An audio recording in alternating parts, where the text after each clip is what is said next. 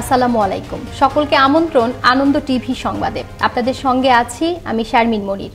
সম্প্রতি মাদারীপুরে শিবচরের কাঁঠালবাড়ি পুরাতন ঘাটে বাল্কহেডের সাথে ধাক্কা লেগে ২৬ জনের প্রাণহানির ঘটনায় স্পিডবোট চালক শাহ আলম গাজা ও ইয়াবায় নেশাগ্রস্ত ছিলেন বলে জানিয়েছেন শিবচর উপজেলার স্বাস্থ্য ও পরিবার কল্যাণ কর্মকর্তা ডক্টর শশাঙ্ক চন্দ্র ঘোষ।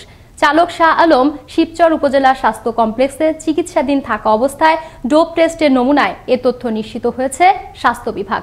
বর্তমানে ওই চালক ঢাকা মেডিকেল কলেজ হাসপাতালে চিকিৎসাধীন রয়েছেন।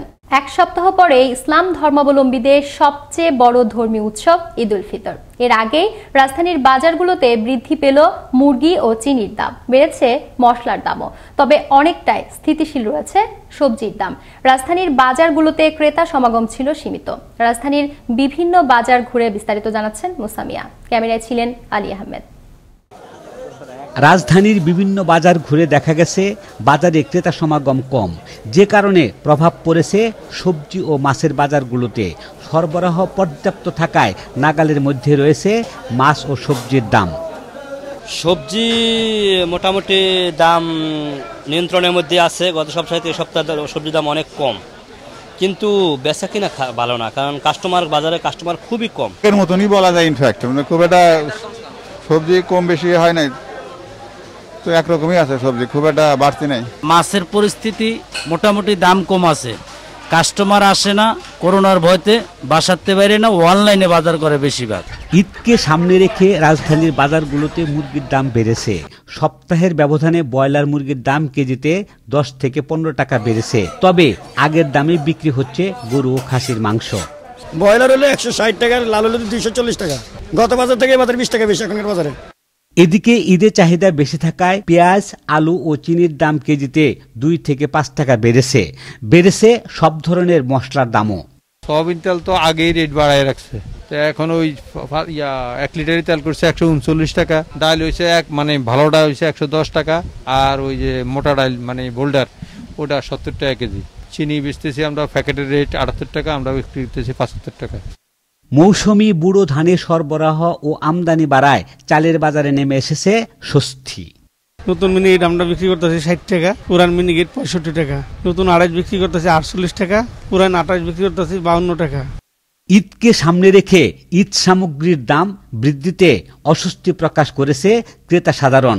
পর্যাপ্ত সরবরাহ থাকার পরেও দাম বৃদ্ধির কারণ হিসেবে দুষছেন সরকারের দুর্বল বাজার মনিটরিং ব্যবস্থাকে। তাই সরকার দ্রব্যমূল্য বৃদ্ধি রোধ করতে আরও তৎপর হবে, এমন প্রত্যাশা সকলের। মুসামিয়া, আনন্দ টিভি, ঢাকা। আবারও দেশের খবর। বৃহস্পতিবার রাতে ফেনীর কালীদহের মাইসবাড়িয়া গ্রামের আনিশা নামের 6ষ্ঠ শ্রেণীর এক মাদ্রাসা ছাত্রীর গলা কাটা লাশ উদ্ধার করল পুলিশ। এ ঘটনায় জিজ্ঞাসাবাদের জন্য আটক করা হয় নিহতের এক নিকট আত্মীয়কে। ময়নাতদন্তের জন্য লাশ মর্গে পাঠায় পুলিশ। ঘটনার প্রকৃত রহস্য উদ্ঘাটনের জন্য প্রশাসনের একাধিক টিম কাজ করছে বলে জানান ফেনী জেলা পুলিশ সুপার খন্দকার নুরুন নবী।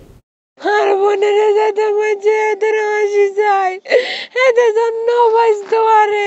আর বোনেরা আন্ডা দুল গেছে গো। ফোন করছে, ফোন করার পরে বললো যে তোমার বাগ্নিরে কেবা কারো জবা করি ধরে তুই দিছে। আমরা তার সুস্থ বিচার চাই, তার ফাঁসি চাই। মঙ্গলবার কুড়িগ্রাম সদরের মোগলবাসার চর সিতাইঝাড় গ্রামে 7 বছরের এক শিশুকে শ্লীলতাহানি করে আলম মিয়া নামের এক যুবক। পরে ঘটনা জানাজানি হলে শুক্রবার ভুক্তভোগী শিশুটির মা বাদী হয়ে থানায় অভিযোগ দায়ের করলে গ্রেফতার করা হয় অভিযুক্ত আলম মিয়াকে।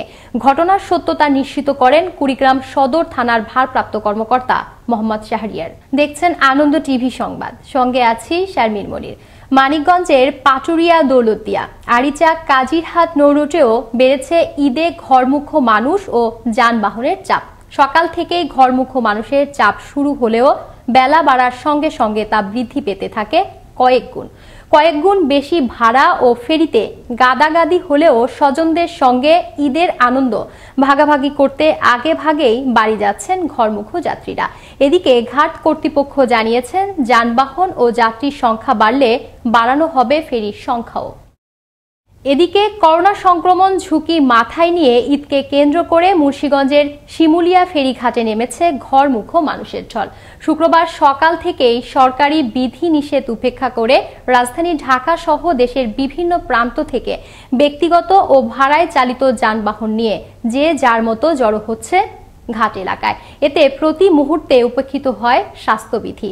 অধিকাংশ মানুষের মুখেই ছিল না মাস্ক, কাউকে মানতে দেখা যায়নি সামাজিক দূরত্ব।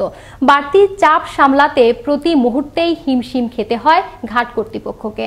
ঘাট এলাকায় পারাপারের অপেক্ষায় থাকতে দেখা যায় ব্যক্তিগত ও পণ্যবাহী মিলিয়ে কমপক্ষে 9 শতাধিক যানবাহনকে। শিমুলিয়া ফেরিঘাটে নৌ রুটে বর্তমানে 13টি ফেরি সচল রয়েছে বলে জানায় ঘাট কর্তৃপক্ষ। বৃহস্পতিবার রাতে র্যাব 12-র একটি আভিযানিক দল বগুড়ার শেরপুর বাস স্ট্যান্ড এলাকায় মাদক বিরোধী অভিযান পরিচালনা করে। এ সময় 146 পিস ইয়াবাসহ গ্রেফতার করা হয় এক শীর্ষ নারী মাদক ব্যবসায়ীকে। গ্রেফতারকৃত নারী দীর্ঘদিন ধরে সিরাজগঞ্জ এবং বগুড়ার বিভিন্ন এলাকায় অবৈধ নেশা জাতীয় মাদক দ্রব্য ক্রয় বিক্রয় করে আসছিল বলে এক প্রেস বিজ্ঞপ্তিতে জানায় র্যাব। বৃহস্পতিবার রাত 9টায় সরকারি নির্দেশনা অমান্য করে দিনাজপুর থেকে কুমিল্লায় যাত্রী নিয়ে যাওয়ার সময় শহরের ফুলবাড়ি বাস স্ট্যান্ডে ভ্রাম্যমাণ আদালত দূরপাল্লার 2টি বাসকে 15,000 টাকা জরিমানা করে। এ সময় বাস দুটিকে আটক করে দিনাজপুর সদর থানায় হস্তান্তর করা হয়। পুলিশের সহযোগিতায় ভ্রাম্যমাণ আদালত পরিচালনা করেন উপজেলার নির্বাহী কর্মকর্তা মাকফুরুল হাসান আব্বাসী।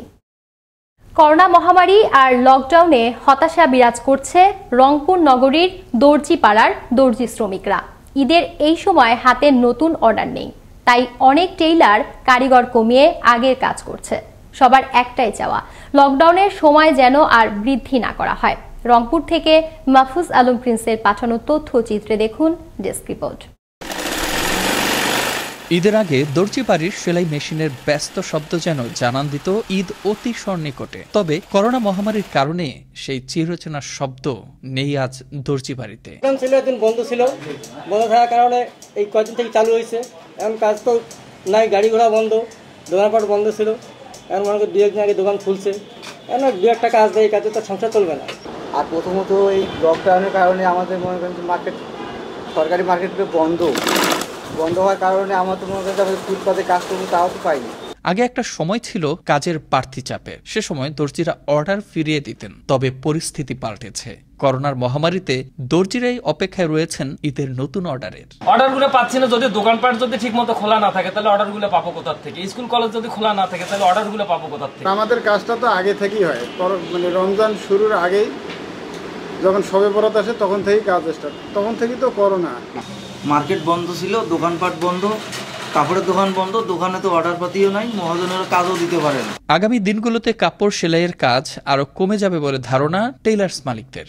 ঈদ করবো, কালীগরকে আমাদের একটা বোনাস দিতে হয় 400-500 টাকা, সেটাও দিতে পারছি না, ইফতারির টাকাও দিতে পারছি না। সরকার যে লকডাউন খুলে দিছে, এটা মনে করেন যে এইটুকু যেটা টাইম খুলে দিছে এইটুকুর মধ্যে আমাদের কামকাজ করা আছে। তাদের এখন একটাই দৃষ্টি, কবে শেষ হবে করোনা মহামারীর এই পরিস্থিতি, কবে হবে সবকিছু স্বাভাবিক, খুলবে মার্কেট আর কাস্টমাররা আবারও পছন্দের কাপড় নিয়ে বানানোর জন্য হাজির হবেন তাদের সন্নিকটে। এমনটাই প্রশ্ন এই পেশা সংশ্লিষ্ট সবার। মুস্তফা কামাল তোহা, আনন্দ টিভি, ন্যাশনাল ডেস্ক।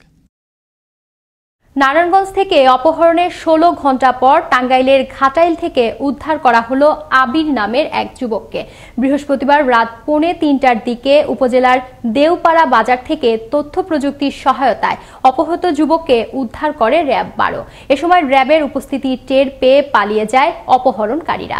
ঘটনার সত্যতা নিশ্চিত করেন র্যাব 12-র CPC 3-এর ভারপ্রাপ্ত কোম্পানি কমান্ডার সহকারী পুলিশ সুপার এরশাদুর রহমান। এই ছিল এখনকার মতো। আনন্দ টিভি সংবাদ দেখুন প্রতিদিন বিকেল 5টা 30 মিনিট এবং রাত 9টা 30 মিনিটে।